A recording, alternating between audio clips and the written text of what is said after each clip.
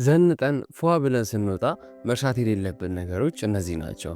እነዚህ የምነግራችሁ ቲፖች ለወንዶችም ለሴቶችም ይሆናሉ። አለባበስ ማለት በየጊዜው የሚወጡትን ትሬንዶች ተከትለን መልበስ ሳይሆን እንዴት ነው ካለን ማንነት ካለን ባህል ጋር ሊሄድ የሚችለውን ስታይል መምረጥ መቻል ማለት ነው። ስለዚህ አሁን የምነግራችሁ ቲፖች ለሁሉም ሰው መሆን ይችላል ማለት ነው። የመጀመሪያው ልኬት ወሳኝ ነገር ነው። ሁሌ ልብስ ስታሰሩ ብዙ ጊዜ በልኬታችሁ ቢሆን የተመረጠ ነው። ያው ብዙ ጊዜ ስኪኒ ሰዎች ትንሽ ሰፋ ያለ ልብስ ትለብሳላችሁ፣ እንዲሁም ደግሞ ፈር ያላችሁ ሰዎች ሰፋ ያለ ልብስ ትለብሳላችሁ። ግን ማድረግ የሌለባችሁ ነገሮች ምንድናቸው? በጣም ኦቨርሳይዝድ ሲሆን ልብሱ ትንሽ የሚደብር ሉክ ይኖረዋል። እንዲሁም ደግሞ በጣም ታይት ሲሆን ብቅ ሲል ደግሞ ደስ የማይል እይታ ወይም ደግሞ ሉክ ይኖረዋል። ሰው ይህንን ማድረግ የለባችሁ። ሁለተኛው ደግሞ ጥሩ የአለባበስ መሰረት ያስፈልጋል። ይህ ማለት ምን ማለት ነው?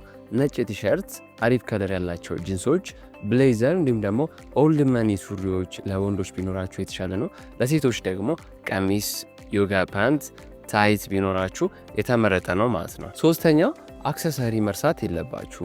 መነጽር ማድረጋችሁን አትርሱ። ሰዓት ማድረጋችሁን አትርሱ። እንዲሁም ደግሞ ክረምት ከሆነ ስካርፍ ማድረጋችሁን አትርሱ። እንዲሁም ደግሞ ኔክለስ ማድረጋችሁን መርሳት የለባችሁ። ነገሮችን ቀለል አድርጋችሁ ማየትን አትርሱ። ይህ ማለት ምን ማለት ነው?